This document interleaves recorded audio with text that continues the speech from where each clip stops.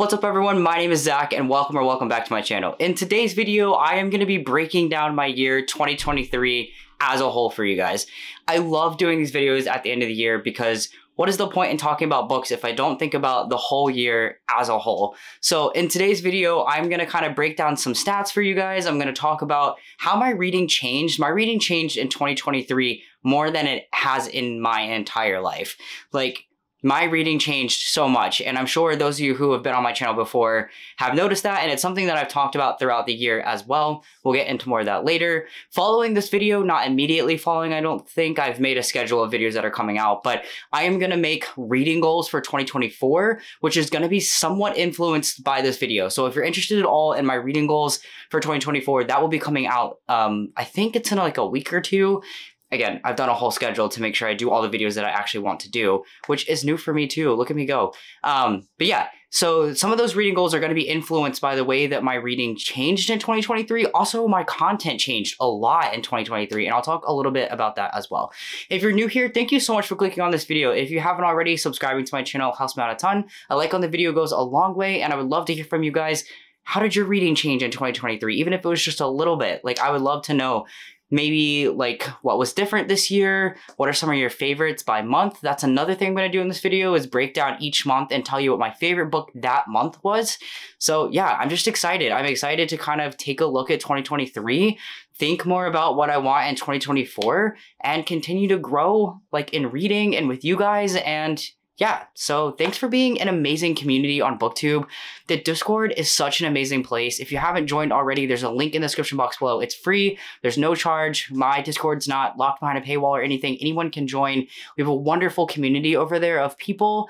So if you're looking for a book community, you're welcome to join my Discord. But I also just wanted to say thank you so much for 2023. Thank you so much to everyone who not only watches my videos and comments, but hangs out in the Discord, and you guys just give me so much company, and I learn so much from you guys. I have learned so many books out there that I would have never thought about on my own without you guys. So just thanks for making this possible and giving me a place to share my opinions on the internet.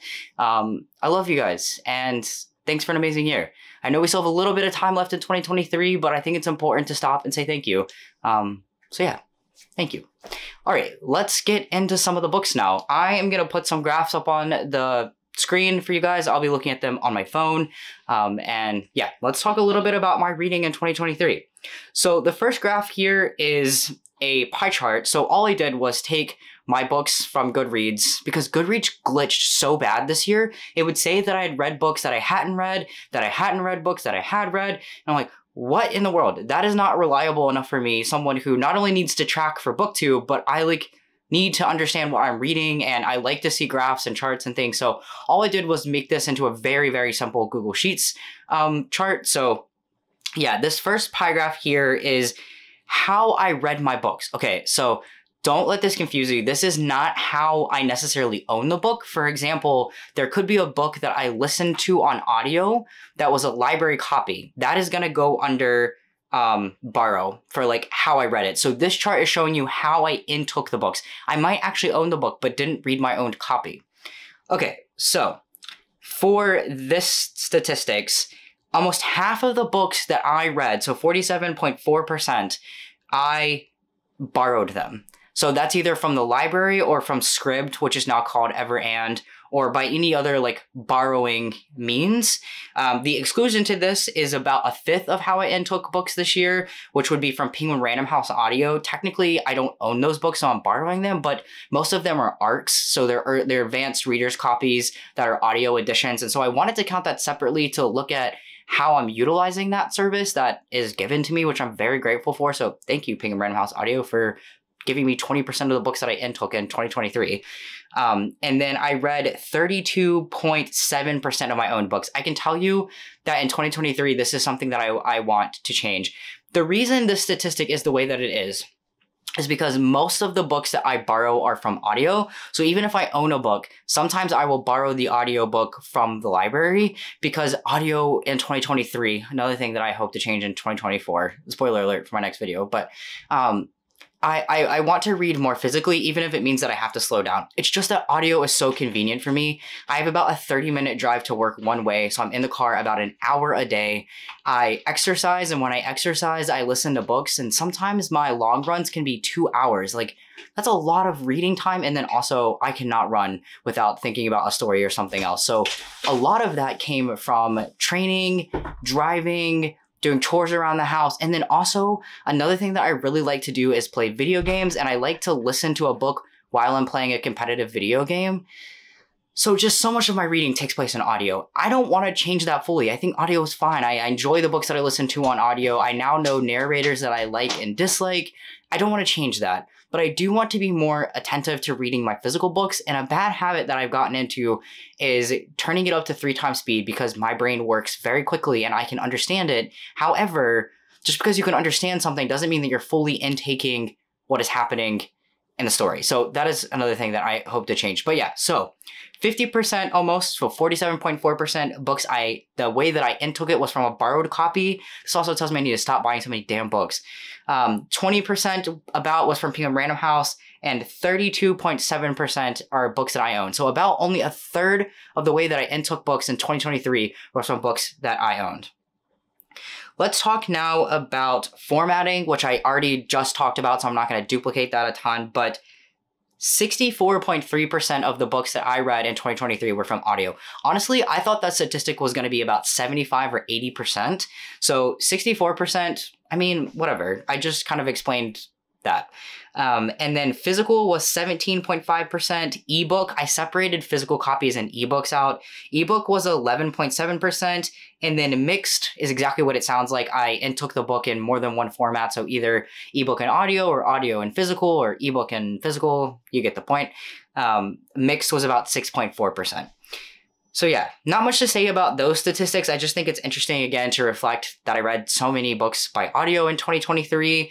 I would like to increase my physical reading. Something happened in the later half of 2023 where I didn't want to read any ebooks. Every time I tried to read an ebook, I didn't enjoy the book. I didn't enjoy the process, which is different for me. And I hope in the future that gets better, because I do like reading digitally, and I don't know what happened. I just kind of got into an ebook slump.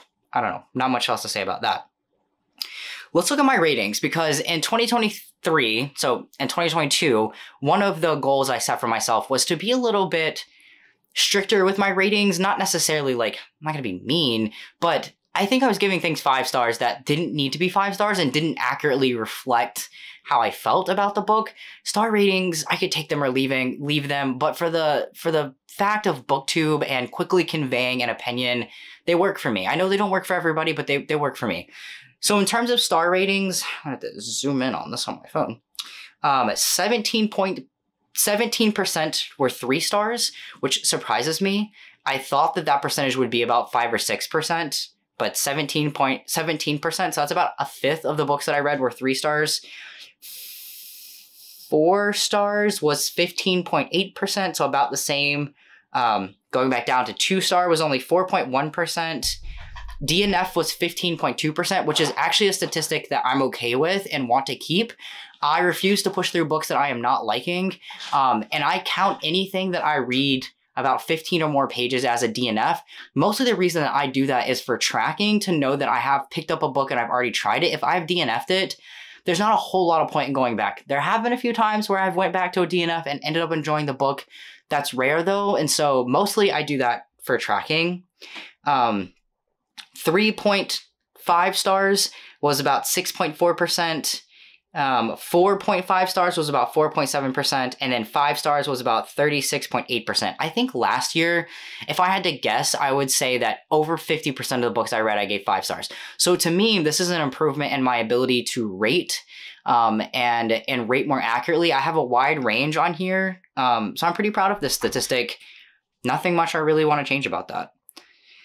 Okay, let's look at genres now. I'm just going to kind of quickly read through these. 1.8% nonfiction, that shocks no one. Graphic novel, 2.3%. This is down from previous years.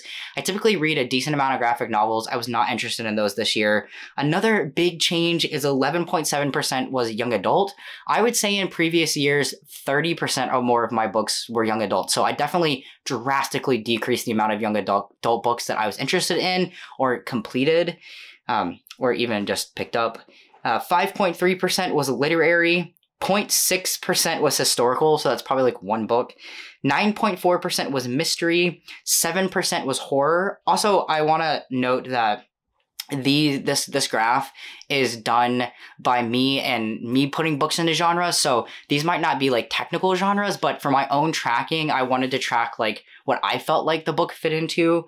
So 30.4% was romance. 19.3% was thriller, which is shocking to me, but I can tell you why that happened. It was because I did a whole bunch of author backlists. I did Alice Feeney and Riley Sager, so I've read all of their books up to date, and because of that, those are big thriller authors, and they have like 7 books each. So that's like 14-ish books that I read this year that were just thrillers. I don't typically read a lot of thriller. If you switch the 19.3% with 9.9% fantasy, typically I read about 20% fantasy and 9% thriller, but this year was just different. That is something that I want to change in 2024. Yeah, I just don't love that. It's kind of out of character for me. Okay, let's break down books by month. These are not, I mean, I can estimate off this chart, but why don't you just take a look as I reflect. This chart is pretty even across like January, February, May, June, July, September, and October. November and December not on here because they're not done yet. This is up to date as of today, but obviously November, December not completed yet. We are almost the end of November already, but yeah. So those months are pretty even, sitting at about 16, 17, 18 books. Seems to be my typical reading. However, in March and April, I read drastically less. Part of that's because I was reading the Mistborn trilogy, and those are like 600-page books, and I really wanted to focus in on them. So I think that took up a lot of my time in March and April. And then you can see in August, I just went off and read a ton of books that month. That was a month, I believe, that I read like the Alice Feeney books. I was going ham on what the bleep did I just read. Yeah, I had a lot of really focused reading that I was doing in August, so that explains why I read so many books in August. Okay, and then I kind of wanted to take you guys through, you know, each month and just tell you what my favorite book was that month. I have all the physical copies sitting next to me. So for January, my favorite book for January was The Sentence is Death. My favorite book for February was Veer Wong's Unsolicited Advice for Murderers. My favorite book for March is Mistborn. My favorite book for April was Book Lovers. My favorite book for May was Evie Drake Starts Over. This is a book that I have on Kindle, don't have a physical copy of it. And likewise, my favorite book for June was The Night Shift. I don't have a physical copy book of that yet, though I do hope to get a physical copy of that book soon. And then my favorite book for July was Dead 11. My favorite book for August, not me trying to make sure I count months correctly, was Business or Pleasure. My favorite book for September was Tomorrow, Tomorrow, and Tomorrow. My favorite book for October was Starling House. And my favorite book so far in November has been The Reformatory, which was season 1 of What the Bleep Did I Just Read? Yes, I did just hit myself in the face with this book. It's fine. Though this might get overtaken. This is crazy because I loved this book. If you're interested in my thoughts, I did just post season 2, episode 1 of What the Bleep Did I Just Read, which was The Reformatory. For more of my thoughts, check that out. Definitely loved this book. I randomly started 0 Days by Ruth Ware this morning on audio, and I'm oddly really, really loving that book. I would have thought that my opinion of it would be mediocre, so I'm not sure if that will end up beating out The Reformatory for November or not, but I will wrap up November and December next year, so my year's cut off around November, so we'll talk more about those next year. Okay, let me just quickly, I know some of you guys like to know the books from the stack. Oh, in case you want to write any down, November, the Reformatory. I can't go backwards in months. I'm not doing that. What the heck? No. Starling House, Tomorrow, Business or Pleasure, Dead 11, The Night Shift, Evie Drake Starts Over, Book Lovers, Mistborn, Vera Wong's Unsolicited Advice for Murderers, and The Sentence is Death. Those are my favorite books by month in 2023. If you're interested at all in more of my thoughts on any of these books, almost all of them I included in a vlog of some form. Yeah, feel free to check out more information about that. I'm really proud of the content that I did in 2023. At the beginning of the year, I was pretty open that for the first time in 28 years, I'm 28 years old, I am now medicated for ADHD. I was first diagnosed with ADHD when I was 9 years old. It's a battle that I have fought for a really long time. And I had taken medicine as a kid to kind of get through school and stuff, but it never really worked for me. And I was like, I got this. But I take a medication called Strattera. So most of the time people take Adderall or Vyvanse, a controlled substance. And that's not what I was looking for. They are controlled substances, but words. I swear my ADHD medication is working. What am I looking for? Stimulants. Yeah, see? For ADHD. However, I have a heart condition that doesn't allow me to take those medications. And at first I was kind of bummed because that's what I'd always heard was the most effective. However, Strattera works out really well for me. And this year I was able to do content that I wanted to do. I was able to complete lists. I was able to complete more books. I just felt more focused and more positive and happy. I'm very excited to be back on BookTube. This time last year, I took a break from BookTube. I was very burned out. I was burned out on life, on BookTube, on books. Just wasn't very happy. And coming back this year has been great. So thank you guys for welcoming me back. It's been a great year. I've had a really fun time. Some of the highlights that I had this year are doing What the Bleep. That's just been such a fun series.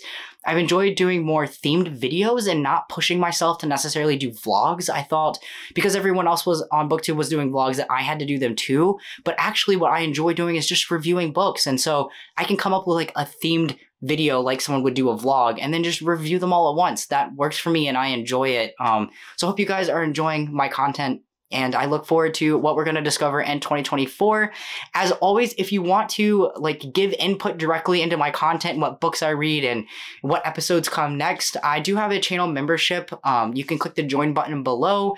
They get to vote on content. We call ourselves the Mostly Ghostly Crew. Every month we hang out, we do something together. Every other month we read a book together. They get to vote on content like I was just talking about. And there are other bonuses throughout the month, as well as a separate section of the Discord. The greater Discord is free if that's something that you were interested in joining. We even do have a separate smaller section where people get a little bit more personal and are building relationships and friendships, and I just love it. So thank you so much to the Mostly Ghostly Crew for supporting my channel in a different way and helping me be able to buy books and afford editing equipment and things that it takes to do a BookTube channel. It's not expected, but I really appreciate you guys so much. So thank you so much to Mostly Ghostly Crew, and thank you for watching this video. I'll see you guys in the next one.